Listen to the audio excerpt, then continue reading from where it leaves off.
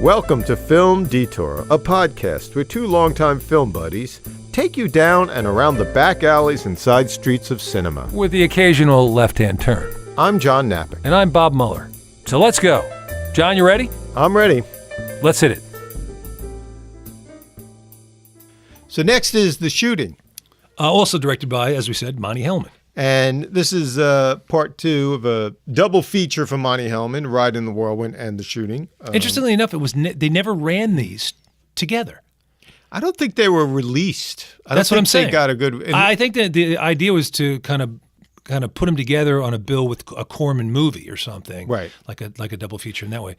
They would run beautifully as a double feature. I mean, these films never got released in the U.S. Officially. I think Monte Hellman talks about. I forget which movie was played in Paris for The Shooting. Like the French love Jerry Lewis. They love The Shooting. Well, and I believe it played there for a year, almost like a solid year. The Shooting, directed and edited by Monte Hellman, produced again by Monte Hellman and Jack and Roger Corman, and again cinematography by Gregory Sandor. He also actually shot Two-Lane Blacktop. So The Shooting has a different composer for the music, Richard Markowitz, and this screenplay was not written by Jack. It was written by Carol Eastman.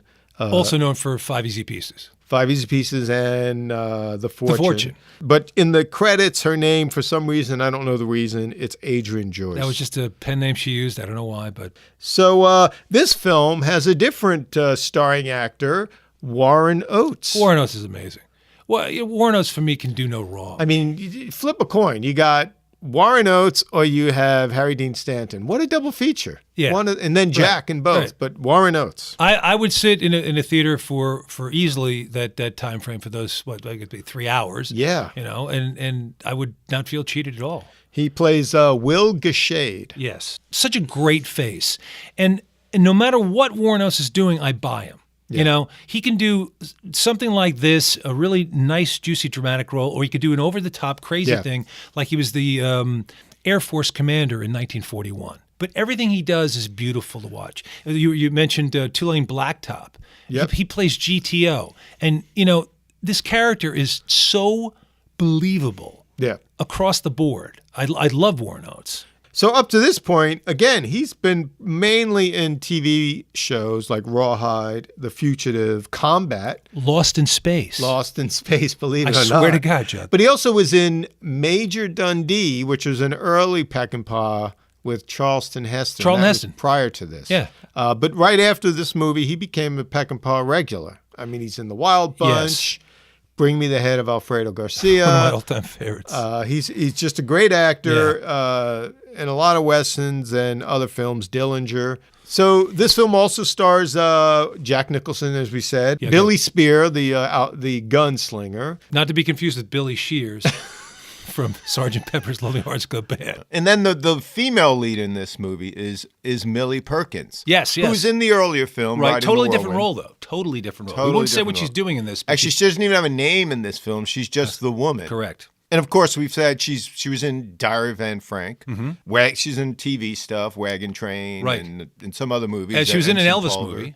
Oh, what's the Elvis movie? I just remembered it from last show, but I remembered it. Wild in the Country. Wow. So a long career. The fourth actor in this film is Will Hutchins, as Coley. He's great. He's so good in it. He did a lot of stuff, too. He was in Gunsmoke, 77 Sunset Strip, Alfred Hitchcock Presents.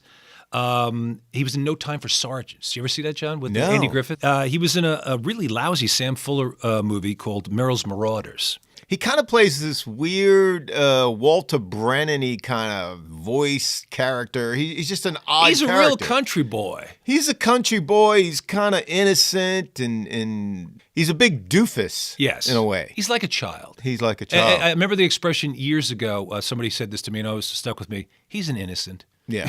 But he's endearing. He's totally endearing. Absolutely. He was also in 2 Elvis movies. Oh, was he? Spin Out and Clambake. Wow. Mm-hmm. And The Happy Hooker Goes to Washington. We can't forget that. Now I have to go see those films to find him. There you go. He's worth watching. Okay, and then the soundtrack.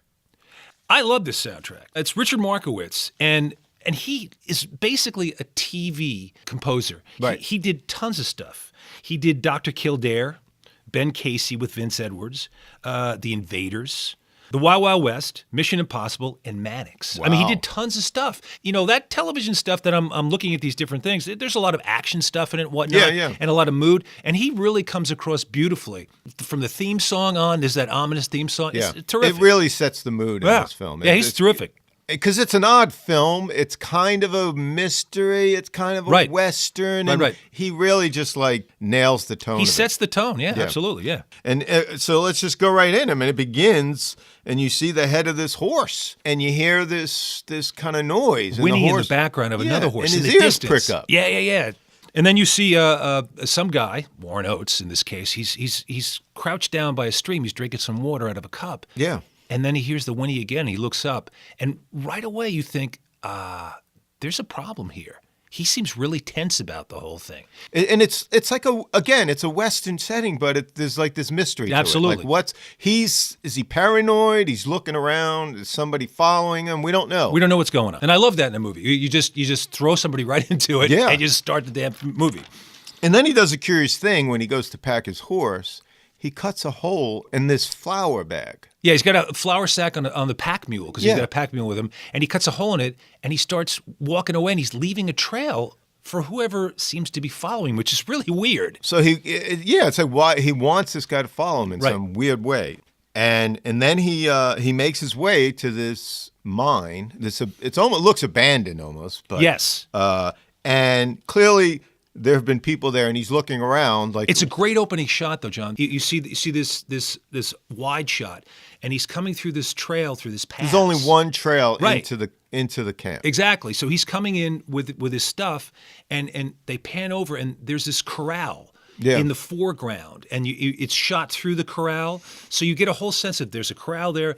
In the background, you see this kind of ramshackle mine, and to the right there's a tent. This is what the French call mise en scène, which is really covering the whole frame with a whole bunch of stuff. And you set up the whole camp. This is what's really great about Monte Hellman setting up shots. You set up the whole situation in that one shot. It's beautiful. Yeah. So he comes into camp. There's no one there. He calls out for Coley. No one answers. Right. We don't know who Coley is. No. And then he says Leland. He's calling out Leland. We don't know who Leland is. All you can hear is the echo of his voice. And it's creepy because you're thinking, he's calling out to somebody. This looks really desolate. It has this ominous tone. Somebody's following him. So you're tense right away. Yeah. There's something going on. We don't know what's happening. And that's kind of a theme throughout the movie. Yeah, absolutely. And then he sees this grave. Right. The wooden grave marker. And it's carved almost in a childlike scrawl. Right. You see, it's the grave of Leland. A Leland drum. Yeah. And so obviously these two people he's been looking for, some incident has happened. We don't know what's going on. Right, because somebody's dead. Obviously he knows the guy because he calls out Leland, and he calls out to Coley again. And out of nowhere, someone takes a shot. A shot rings out, yeah. And he ducks. And this all happened, which is beautiful, John. All this ominous stuff, all this setup, all these beautiful shots. This is 5 minutes into the movie. And practically no dialogue, obviously, except for him yelling out. Exactly. And then we find out that's Coley in the mine. He's kind of cowering in this mine. He's terrified. He still doesn't believe it's him. Yeah, he's got to convince him. He's really terrified. And Will stands up to kind of show him. And then we learn what really went on in this really terrific flashback sequence. He explains that Willard's brother, Coyne, got into some sort of scuffle in town. He ran over a man and a little person, quote unquote. Yeah, could have been a child. It's a very strange description. Coyne, Willard's brother, takes Cody's horse and just takes off. So Coley's explaining all this. Right, it's all in a flashback. And so Coyne just comes back into the camp at night. He's really agitated. He's agitated. Something's happened, and he doesn't really explain a lot. He just says, I'm taking your horse. Taking your horse, and he splits. He's gone. And already the story's kind of set up as nobody's clear of the facts. I think this is kind of throughout the film, like Will, he never really knows what's going on. And then we continue on with the flashback sequence. That very night, he's in his tent, Coley, and he hears something. It sounds like somebody talking or something, and he looks outside, and we see his point of view through the tent flap, and it's Leland, kind of crouched by the fire. I love that shot. It's great. It's almost like a stage where he opens the curtain because it's from inside the tent. That's a good point, and the Jeff. flap opens, and that's how you see it through this flap. Yeah, Coley's point of view, and he sees his friend Leland there, crouched by the fire, and he's got a cup of coffee, and he's just kind of sipping the coffee. And is he like? That's what I couldn't. Is he talking to himself? I don't know. He's just like. But Coley says he heard voices, so he looks outside and he just sees the guys just crouched there, not talking to anybody, doesn't see anybody around, and all of a sudden this shot rings out. Yeah. You hear the shot, and then you see this guy Leland still crouched, but he's got this wide-eyed shock on his face. He doesn't even know what hit him, literally, Right. And then he falls down dead. Just from his crouch, he just tips over. Just tips over, exactly. And it's such an odd-looking shot. I've never seen anything like it. So Willett is getting this Warren account Oates. from Coley, and he's trying to piece it together. And he's got an interesting line. I got no understanding of it, which is perfect. And neither do we. Right. It's hard to understand what the heck's going on. And of course, Coley is this kind of, as we said, childlike man, so he can barely explain it. You know what I mean? It's Absolutely. Like you're getting this account, but he's from also this scared to death. half-wit, You can tell he's practically. scared to death still. Oh, he's at this out of point his in time. mind, yeah. He's really paranoid that somebody's going to come in and try and shoot him. So Warren Oates, Willett, takes Cody's gun, and Cody's not cool about it. He's not happy But- about it. How am I going to protect myself? I'll take care of you. I'll take care of you. Which we find as throughout the film, it's. It's like a father and son or an older brother or something. Right. It reminds me of Charlie and Lenny in Mice and Men. There. Yeah. But only Coley's not this big brooding guy who's could hurt somebody really. But it's that dopey guy, and the older guy's got to take care of him. I mean, he tries to speak up for himself, but clearly Willett is in command here, and he's gonna give in. Basically, just go to sleep. I'll keep an eye out for you. I think it's funny. The next morning, Willett is out there drinking coffee by the fire. He's looking at the trail. He's waiting for something. But Coley's like, "You're sitting where Leland was sitting. You shouldn't be there." Right. Almost. That's a bad spot to be. And but then Willett is, as you said, he's not even paying attention. He's looking out to at the almost trail. the entrance of this Because there's camp. only one way into camp, Right. and he's waiting for something. He's waiting for the guy. Yeah. Who was whoever it was. Right. Following. Because we see at one point, a little earlier on, that flower trail that he laid out, we see a pair of boots standing there, Well, that's looking an down interesting at it. cut because it goes from Coley. He goes to unpack the horse. Right. And he grabs the flour bag. Right. And then you see it drop to the floor, and then it cuts to the end of the trail. It's a terrific cut. Yeah. Terrific cut. And as you said, we see what? We see a pair of boots standing there. Right. And you only see the boots and the trail. That's all you need. You can tell that this person's looking at the flower, looking at the trail, and saying, okay. And then you see this black gloved hand grab onto the horn of the saddle, Right. and then just jump up on the saddle and start moving on. But the rider is really working this horse hard, and it's going over this trail of rocks and whatnot. Yeah, there's a nice shot of the hooves trying to maneuver Can't get a footing through these rocks. Yeah. So the rider's really moving this thing along. So it cuts back to camp, and there's Willett still looking out at the trail, waiting for something. And we hear this hawk above make this cry. And he looks up at the hawk, and then he looks back, and boom, this figure appears at the top of the hill like a ghost. Yeah. And it turns out to be this woman who comes into camp following him. Walking.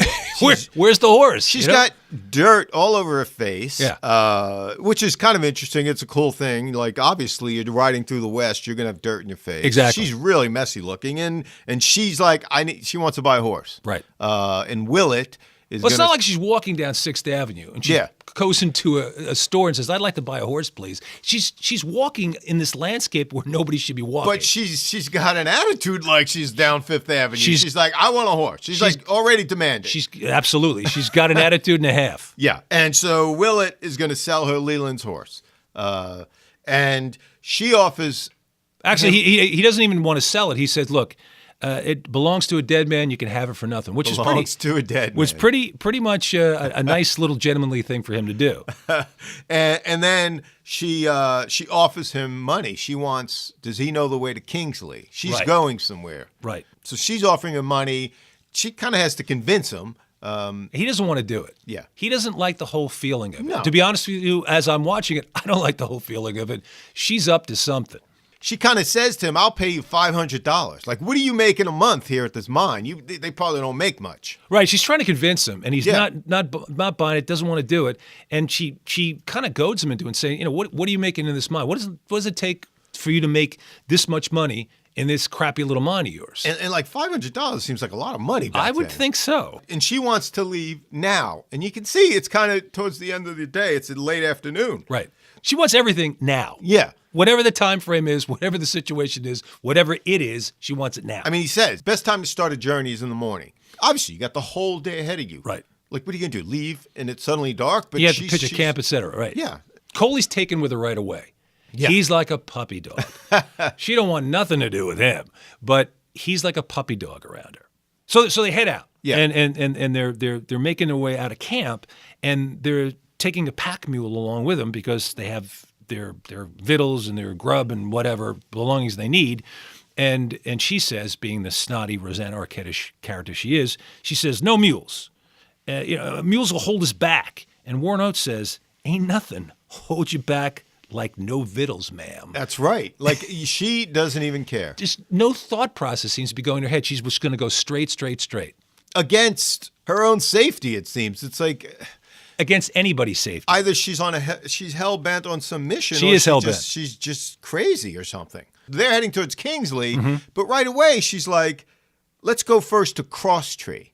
And Willie's like, It's not on the way. it's 25 miles Yeah. out of the way. Yeah. That's far Yeah. on a horse. So she's pushing the horse. Yeah. She takes the lead and she's pushing this horse. And Willett says, you run on 4 legs now. You walk on 2 later, which I think is a Right. great line. Real economy to the dialogue. He's got all these kind of country. This country wisdom. Right. He has all these different sayings, but they nail it. But those things you need to know because they help you in this environment. He's a well-schooled guy. Yeah. To being out on the land. It's kind of like street smarts. Yeah, out exactly. in the West. Exactly right. That's a good way to look at it. Yeah, you bet. And Warren Oates gets the best lines. Oh. I mean, I don't know if she Taylor made them for him or whatnot, but his character has the best lines. Yeah, throughout the film. It's great. Yeah, he whatever the situation is, he nails it because he knows better. So they finally make it to Crosstree, Right. which is just this, it looks like a one-horse town practically. It's just a barn and it's a corral and whatever. It's a place to water your horses, basically. I love the music in this section, Yeah. and it's kind of out of place, it seems, but it's perfect for it at the same time. It's this wooden flute that has an eerie quality to it, and you go once again. You're driving into this town, and what exactly is going to go on Yeah. here? It's a lot of tension feeling, and it feels like the music that they used in Ran. The music seems out of place with this wooden flute Japanese yeah. style, but it works perfectly. It really sets the tone. So in Crosstree, they're there. Willett sees the woman talking across the corral there, talking to this Indian, American Indian. Right. Who's just like a cowboy, actually. He's got a hat with a feather in it and Western dress. And after they're done, he goes up to the Indian. He tries to talk to him, which is a very interesting scene. He's like, what were you guys talking about, blah, blah, blah. And Because the Indian, because he was talking to the woman, to Millie Perkins, yeah. And you saw them. They were having a conversation, Right. but suddenly the In the Indian distance. can't speak English. And Willett gets so pissed off at him because he thinks he's holding something back. He Yeah. grabs him and says, I'll break you in half. You Yeah. tell me what I want to know. I mean, it's an interesting scene because this whole movie is about Willett's frustration at never being able to figure things out. And Right. this is like a perfect example of it. Like, he cannot communicate with this Indian. And he can't communicate with the woman, really, because she doesn't really give him anything to go on aside Yeah. from let's go here, let's go there. I mean, he's like powerless. He never knows anything about what's going on. The strange thing is he knows this girl's trouble. Yeah. But for some reason, He he has just to- stays with her. Yeah, why? It's weird. He's like sucked in. He's drawn to it or something. And so in Crosstree, they do find Coley's horse, Shorty, who was taken by Coyne. By Coyne, right. And he's in the stable, and he's got a broken horseshoe. So clearly, he was ridden hard. Why did Coyne come here? Right. Again, part of this All mystery. these unanswered questions. Yeah. But he's afraid that the guy's just going to kill the horse or sell it for parts or glue or whatever, and he doesn't want it to happen. So he asks Will for $50. $50. Can you please? Now that's still a lot of money back then, but he doesn't want to see his friend, his old horse, Shorty, put down for nothing. Yeah. Right. But it's interesting because this is like the first time we see what or why they're doing this. This idea that, oh, maybe she's following Coin for some reason. And Willett actually asks, what's he running from? Meaning Coin. Like, why is Coin hell-bent on getting out of here? So they're on their way to Kingsley, and clearly they're on the trail, but there's this other trail peeling off, and she's hell-bent on going that way. Right. Once again, why? And why would someone want to go this way? It's not the way to Kingsley. She's running in a different direction. She's got a different script she's following than Willett has any idea And about. of course, at this point, I'm always thinking, like, is she just leading them into an ambush? She got the other rider somewhere. What is she up to? Who knows? Like, she starts to lose it on her horse. Like, right? She starts firing at the ground. And she's doing a lot of shooting. Yeah. And Willett, he knows. He knows he actually comes out and accuses her of signaling this rider to let him know exactly where we are. Willett's pretty swift. Willett's mom didn't raise any dummies. But she kind of breaks down, too. Right. And Coley goes to help her. Yeah, it's what it is it's so hot. Yeah. She's looking up at the sun. She goes, how magnificent. Like the sun and the desert. Yeah, it's really great. It's hot as hell. And then what's interesting in that shot is you see the sun and it looks kind of orange, and then the orange bleeds out of it to this white hot thing, this white hot sphere in the sky. And then the next Which thing I we think see, is kind of a transition for them to go, this is early in the day, and now we're in the middle of the day, and it's blazing hot. It's not so magnificent anymore to the woman, and she's starting to falter. Kind of overcome by she's the starting heat. to falter, and she's kind of falling off her horse. So puppy dog Coley comes over and tries to help her, and she says, "Get your hands off me! Yeah, just leave me alone. You're just looking for a reason to touch me."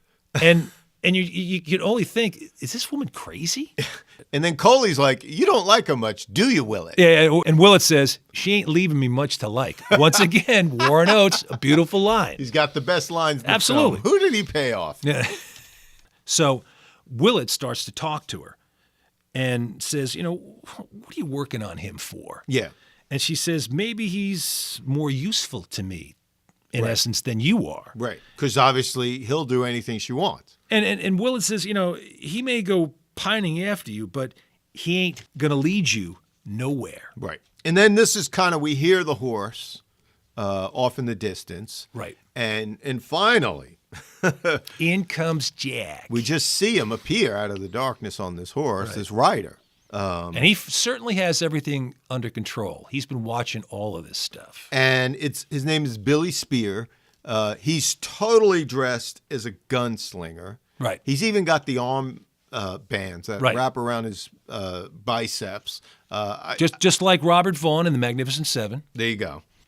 He comes in and he walks off with the woman, and you can just see them having this conversation off in the distance. And Coley's jealous instantly. And he sees them, but also Willett is looking at them, and it's again this reason for this quest. Whatever's going on, it's being kept away from him. Yeah, Willett's not privy to any of this stuff. He's always looking from afar, like people are talking about, just like the Indian, what's going on. Right. He's not privy to any of this. Right. But Willett does see Billy Spear, and he recognizes this guy is a hired gun. Absolutely. He's trouble. Yeah.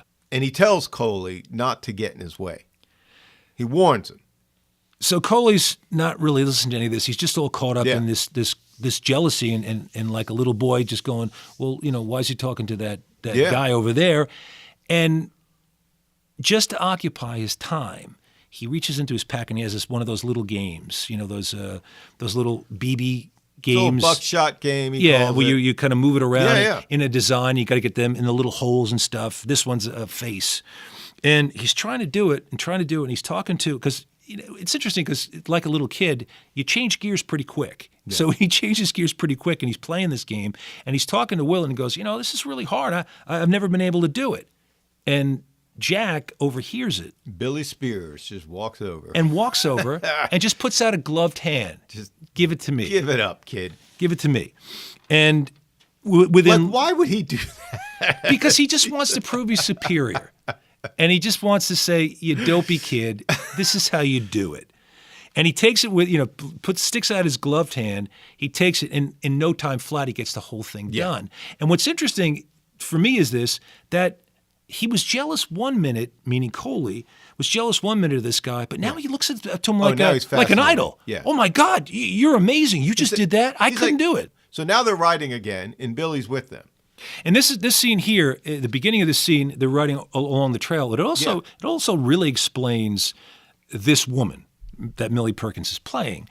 And they're riding along. We got Warren Oates is leading the pack. We got Coley, the dopey kid. Yeah. We got the woman, and then Jack is, leading up the rear, or bringing up the rear, I should say. And Coley goes, "Hey, miss, look over there. There's one of them pretty little blue jay birds. It's a sign of good luck." Yeah. And she just draws a bead on it Of and course. shoots it down. Of course, because what else would she do? But it shows who she is right there. But like Willett, looks at her like he doesn't say it, but you can tell he's like, "You just cursed us." Yeah, it's because you believe in these things. You don't want to be challenging fate when you're out in the desert. You know what I mean? So after this happens, there's a shot that we're looking down at the hoofs of Willett's horse is the dead blue jay bird. Yeah. And he looks at it disgusted, and he wants to size up the situation. You guys, you're giving me a hard time. You want to do this, that, and the other thing, but you better be prepared for what's coming up. And he points, he says, "You see those trees over there where that blue jay bird was? That's about the last set of trees you're going to see. Right. So if you got any," and it seems like Willett's giving Jack shit. Yeah. Boom. Billy Spears just quickly draws his gun and points it at Willett. I mean, look at he split. I mean, It's one shot. It's not like a cut. It's one of the best quick draws I've seen in a movie. I mean, it's Jack really did great. fast. Yeah. He must have been practicing. Yeah, I'm this. telling I was you. like, that's better than Clint Eastwood. Yeah, fantastic. But right away, you can just tell, and Willett understands, this guy is just a killer. And You don't mess with him. yeah, Just keep and Willett going. knows that because all along he kind of pushes, but then he holds back because he knows he can't go too far with this guy. It's a great shot right after this. It's a wide shot, and it shows this winding trail that still has greenery Yeah, all framing the trail. And then in the distance, there's a mountain, just a big rock, and all this desolate desert. And Monte Hellman knew what he was doing. total dryness. You're going into it reminded me of the Forbidden Zone in Planet of the Apes. It's just desolate, desolate, desolate.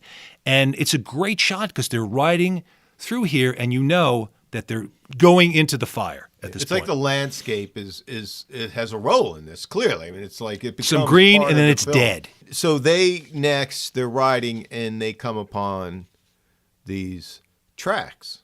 And it's not one horse, Two.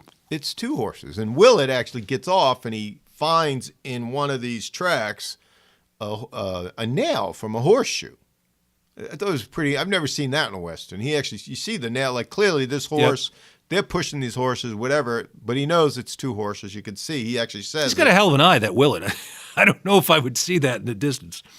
So they push on. Now it's two men they're following. Right. And of course, Willett's following along. The woman's in front of him. And he's like, hold on there.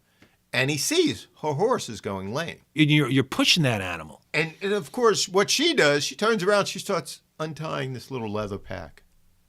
He's like, she's going to throw off this pack of supplies off her horse. Willett's like, that's not going to do anything. The horse is not going to Not for feel the that horse. at all. And it certainly ain't going to do anything for you. It's your grub. The pack is on the ground, and Coley jumps off. Right. And he goes for the pack. And he takes some stuff out of the He's pack. searching through because he's going to get supplies. And we see him take the box of tea and put it in his shirt. So Coley now finally stands up to Billy. Right. He makes a big deal of putting this box of tea in his shirt. Keep it safe. Yep. It's the tea that she loves. So Billy Spears says, I'm going to blow your face off because he's defying him. Yeah. And Coley answers back in these little kid versions of cursing. But his retort is the best he can do because he's not a swearing kind of guy. So he does these gall darn kind of phrases. Gosh darn it. You know, gall darn, double dog, something. He actually says that. Double dog. And it's funny because he really doesn't care. That's the best he can stand up. That's the best cursing he could do to this guy who could easily blow his face off. And he gets back on the horse and starts riding. And you know what? He got his tea back. Just right after that, the woman, Millie Perkins, they're riding, they're continuing on their journey. But she's pushing it. She's pushing it. She's in a rush to get there. And Warren Oates says, you're gonna do that horse in. You gotta take, you know, if you push the four legs, you're gonna be on two legs, he says. And she doesn't listen because and suddenly she's a brat. She does. She reminds me kind of a Rosanna Arquette, to be honest with you. Exactly. In a real Rosanna Arquette kind of role. Right. And of course, she does ride the horse into the ground, and they're down a horse. So somebody's got to give up their horse. Coley is riding on the back of Warren Will, Oates's. on the back of Will's horse. Right. So there's four of them with three horses. Right. And again, this is all part of this kind of journey, and it seems aimless.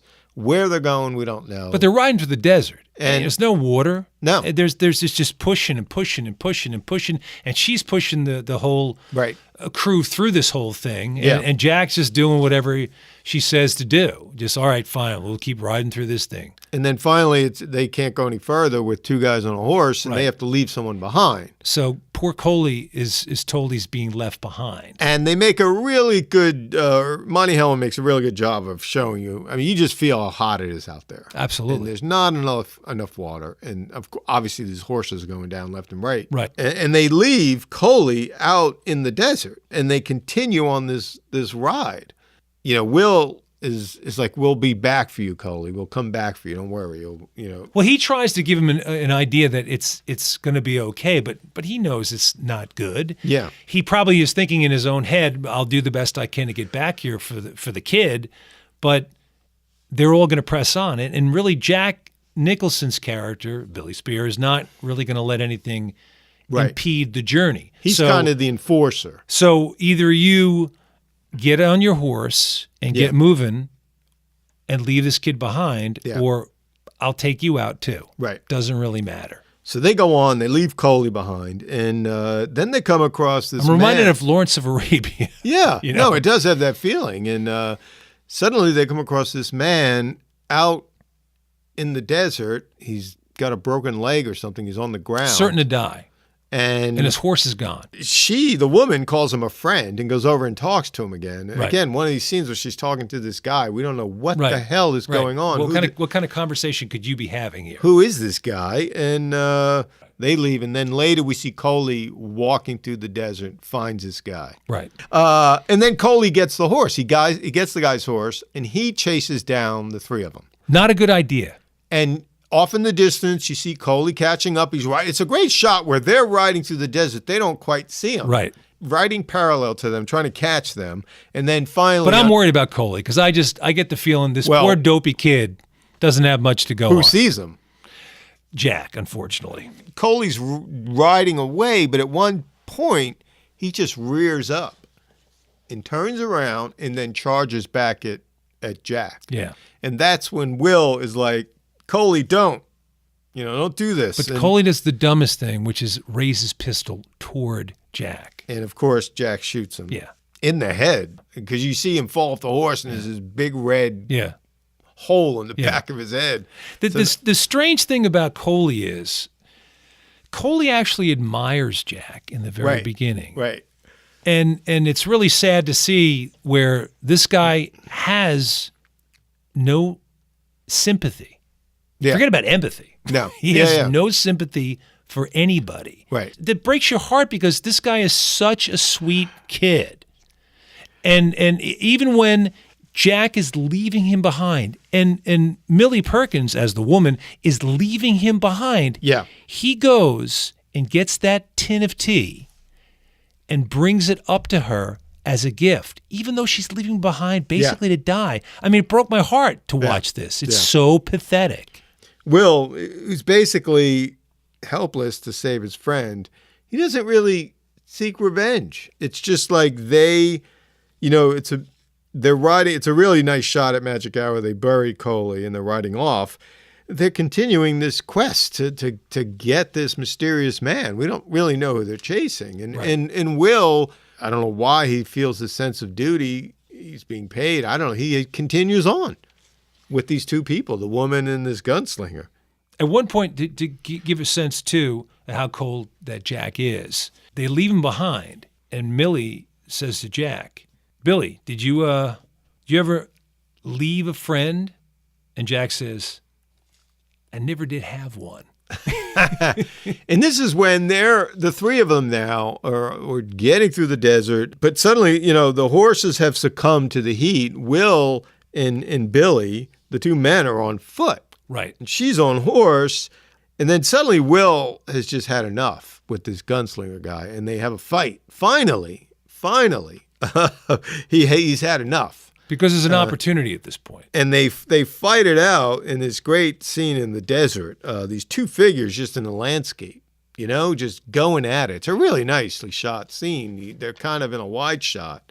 Finally, Willie gets the best of them and knocks Jack down and starts smashing his hand. Well, what it looked like originally was, it's really neatly shot. He grabs at him. He's got him knocked down. He grabs a rock. And the way the shot is set up, it looks like he's going to smash his skull in. That's what I thought. Yeah. And I thought, good, do it. And he thinks better of it. Yeah. What's the best way to really revenge himself against this guy? And that's to smash the living shit out of his hand. He smashes his hand to pulp. But again, oddly, he leaves Jack there, and the woman, they see the man they're chasing running up the hillside. Right. And again, why inexplicably does this chase just continues? And so she's running after the guy, Will's running after her, and they chase this guy up the hill. They finally catch up to him. And she draws her gun on him. She draws a gun on him. And we now see him draw his gun on her. And who does he look like? It's splitting image of Will. Oates. Yeah. So it's his doppelganger. Yes, it's his brother. So we see that's who they've been following all this time. So you see, she shoots him, and then the film is this close-up of Coyne's face, and you just see it's Will's brother. It's a really cool shot. Like suddenly it freezes on the brother, it freezes on Will, like slowing down time or something. Yeah. But it's very effective. It pulls you into the moment.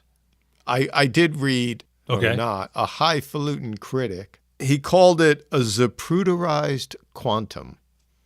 Oh, sure. I thought the same thing. I guess he was trying to make the point of the way the film slowed down. It reminded him of the Zapruder film of JFK's assassination. But what's a quantum? A zapruderized quantum. I think that's the next Bond. A quantum of Zapruder. A quantum of Zapruder. There you go. Yeah.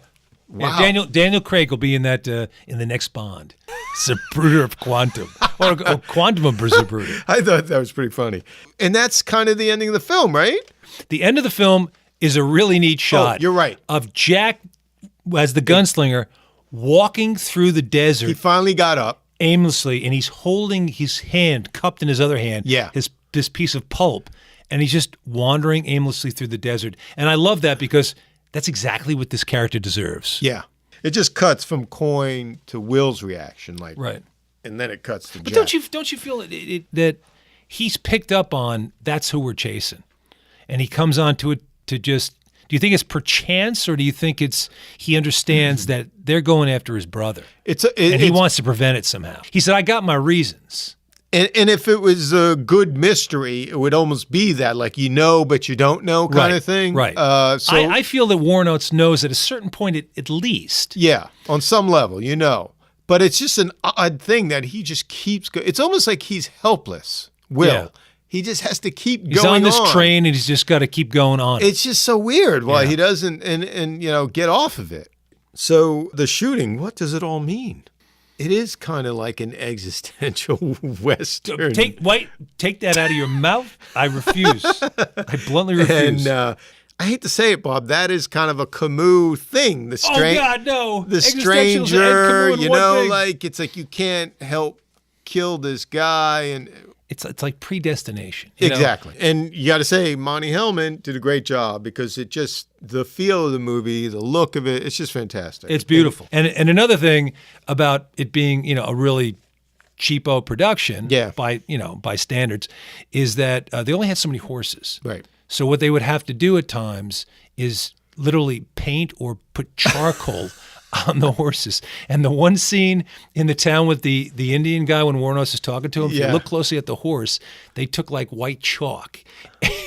No, I'm sorry. The horse is white. They took like a charcoal or something, and they kind of drew in little spots on him to make him look like a different horse. So it's funny because if I think about it, you could have them all the same color. I wouldn't. Yeah, I wouldn't notice either. But they were just trying to make it as full as possible and not have the same horses. They only could afford so many horses. So I thought it was pretty innovative.